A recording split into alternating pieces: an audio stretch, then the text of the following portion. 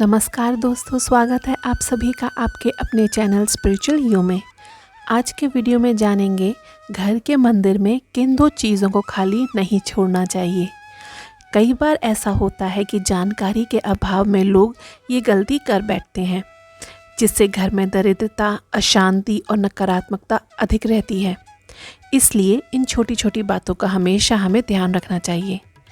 अपने घर के मंदिर या पूजा स्थल पर इन दो चीज़ों को कभी खाली नहीं छोड़नी चाहिए।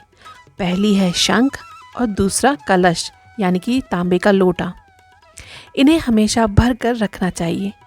शंख घर में रिद्धि सिद्धि लाता है, वहीं जबकि कलश तांबे के लोटे में रखा जल अपने अंदर घर की सारी नकारात्मकता का हरण कर लेता है।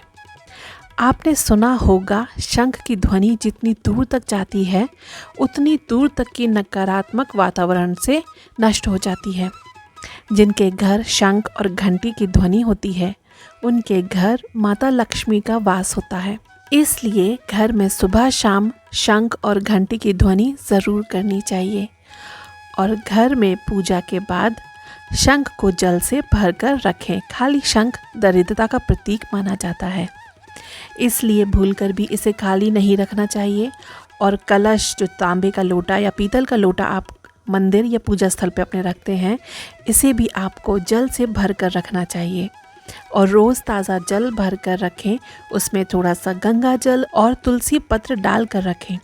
रोज़ सुबह इसे भर कर रखें और अगली सुबह इसे बदली करें।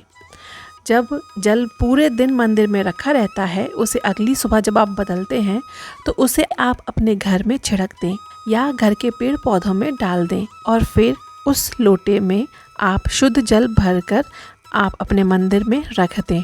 याद रखें, जो जल भरा पात्र आपने रखा है वो देवी देवताओं के दाहिने हाथ की तरफ रखना चाहिए।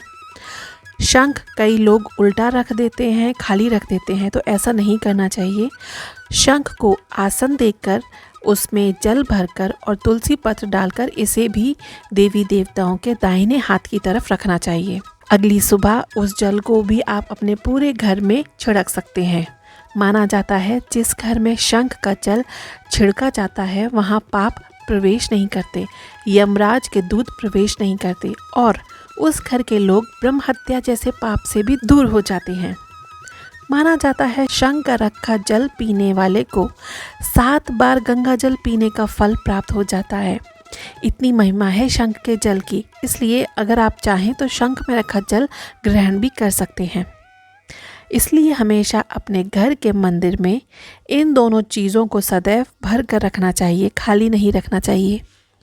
आशा करती हूँ आज की यह जानकारी आपको पसंद आई होगी। अगर पसंद आए तो वीडियो को लाइक और चैनल को सब्सक्राइब करना ना भूलें। आपसे मिलते हैं अगली वीडियो में कुछ ऐसी और जानकारियों के साथ। नमस्कार।